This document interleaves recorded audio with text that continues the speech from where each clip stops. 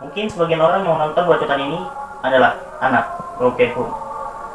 Dan mungkin juga sebagian orang yang menonton bacotan ini bukan anak broken home. Ini hanyalah sebuah sudut pandang. Silakan bersudut pandang tanpa saling menyudutkan. Fakta lebarannya anak broken home. Skuy, action. Oke, selamat datang di studio Bacota. Pasti Wak, Dedan udah tahu apa itu anak broken home. Nah mungkin kalau ada yang belum tahu, oke. Anak broken home itu adalah anak yang keluarganya itu tak utuh gitu kan, atau bisa dibilang orang tuanya bercerai, mama bapaknya bercerai. Nah itu sih secara umum. Tapi ada juga nih anak broken home yang kondisi rumahnya itu tak harmonis gitu, dan gimana ya, tidak memberi kenyamanan pada anak di dalam rumahnya, atau orang tua sering bertengkar segala macam. Jadi kali ini aku bacotin fakta lebarannya anak broken home. Nah pertama yaitu ketika mendengar kumandang takbir, anak broken home itu sedih. Nah kenapa sedih? Gini, puasa terakhir, buka puasa, habis maghrib tuh terdengar tuh di mana-mana lantunan kumandang takbir. Nah anak broken home bersedih karena dia langsung tersentuh hatinya dan langsung, wah gimana ya, besok udah lebaran, kondisi sama saja, lebaran gak bisa bareng orang tua yang lengkap. Itu yang membuat anak broken home bersedih. Nah hari pertama Idul Fitri, pagi-pagi lantunan takbir berkumandang lagi sebelum sholat id. Di tengah keramaian sama saja tetap bersedih karena kembali ke rumah nanti keadaan rumah tak utuh. Nah itu dari pertama. Selanjutnya, lebaran pertama gak bisa foto bareng keluarga, gak ada foto bareng keluarga yang utuh, gak ada foto bareng keluarga yang lengkap. Anak broken home gak bisa foto bareng keluarga lengkapnya kan, ya gimana mau foto orang kondisi rumah seperti itu kan. Dan lebaran pertama juga bingung nih, nanti mau bareng siapa duluan, bareng ayah, bapak, mama. Dilema mau bareng siapa duluan hari raya pertama, ataupun hari raya pertama di sini di tempat mama, habis itu di tempat bapak, gitu seterusnya. Tidak bisa satu rumah. Itu anak broken home. Beda dengan anak-anak pada umumnya,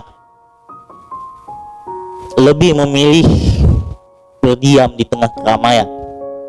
Anak broken home ketika lebaran dia pasti lebih memilih berdiam walaupun situasi saat itu sedang ramai atau sedang ngumpul bareng keluarga.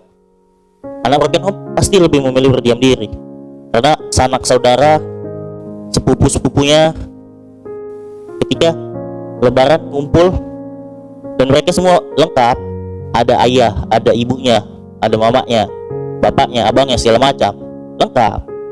Tapi anak broken home apa? Dia cuma bisa ngeliatin. Disitulah dia makanya lebih memilih berdiam diri daripada banyak bicara.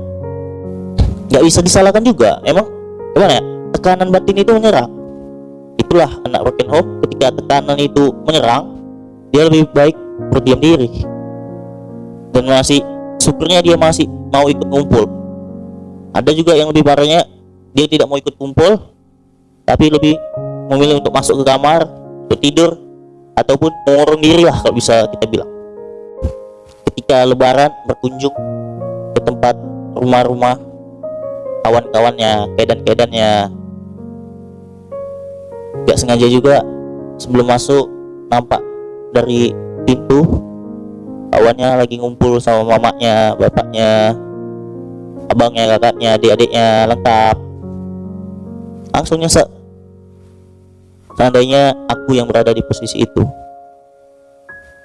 Memang sih pada orang awam yang gak merasakan bagaimana anak broken home pasti bilangnya lebay kali, cuma sebatas itu kok.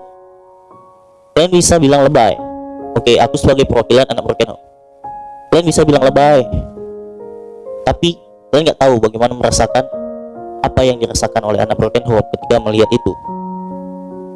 Mereka juga pengen berada di posisi kalian, yang mungkin bisa ngumpul kapanpun, dimanapun, itu selalu lengkap.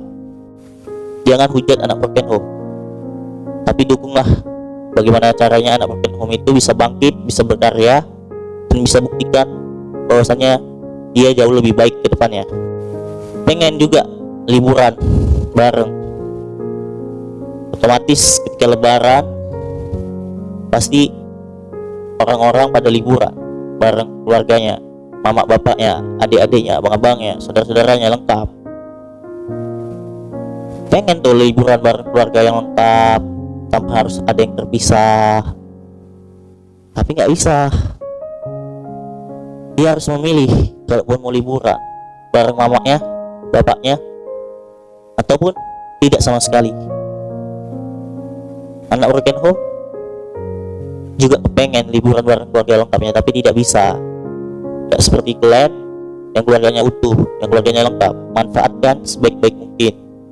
Manfaatkan waktu bersama keluarga kalian, jangan sia-siakan. Melampiaskan suasana di luar rumah, karena gimana mau dibilang, untuk apa dia di rumah? Mungkin ini anggapan anak broken home, dia di rumah sama saja, keadaan rumah ya nggak ada istimewanya bagi dia. Mungkin ketika di rumah, alah kayak gini lagi suasananya, alah gini lagi. Makanya dia melampiaskan di luar, nyari suasana tenang. Dia juga liburan nggak bisa bareng keluarga yang lengkap, makanya dia lebih memilih melampiaskan ya di luar rumah, nyari ketenangan. Mungkin banyak orang yang berpikir anak broken home di luar rumah melampiaskan dengan hal-hal yang negatif.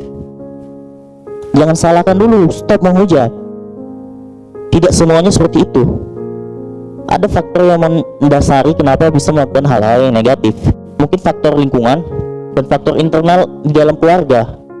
Kalau secara keluarga tenang, damai, mungkin tidak bakal bisa terjadi hal-hal yang negatif. Tapi kalau udah kayak gitu, apa bisa dibuat? Anak broken home juga pasti nyari ketenangan di luar. Dan faktor lingkungan.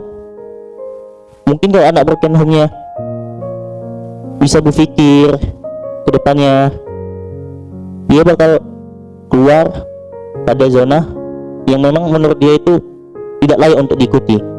Kalau dia berada di lingkungan yang negatif, tergantung. Jangan salahkan dulu, jangan menghujat, tapi salinglah mendukung. Dukunglah, supportlah, jangan cuma bisa hujat menghujat, mengata-ngatai, ngebacot-bacotin segala macam. Tapi kalian nggak tahu apa yang dirasakannya. Coba ajak cerita, ajak ngobrol. Terkadang orang beranggapan negatif selalu sama anak-anak broken home. Itulah yang menyebabkan kenapa dia nyari suasana di luar rumah, nyari ketenangan, kedamaian. Ini mewakili anak-anak broken home kepada orang-orang tuanya. Pak, Mak, coba berpikir, coba luangkan waktu bagaimana walaupun jarak sudah memisahkan, tapi pendidikan internal keluarga tetap ada bersama anak-anak broken home. Terus bertanggung jawab, jangan hilang, jangan nggak mau tahu, terus kasih support, terus kasih semangat, dan teruslah bertanggung jawab atas anak. Dan buat orang-orang tua yang mungkin belum bercerai, dan jangan sampai bercerai, dan juga mungkin buat calon-calon orang tua, Ingatlah, ketika kalian memutuskan untuk melakukan hubungan pernikahan, bukan hanya sebatas 1 hari, 2 hari, sebulan, 2 bulan, tapi untuk selamanya.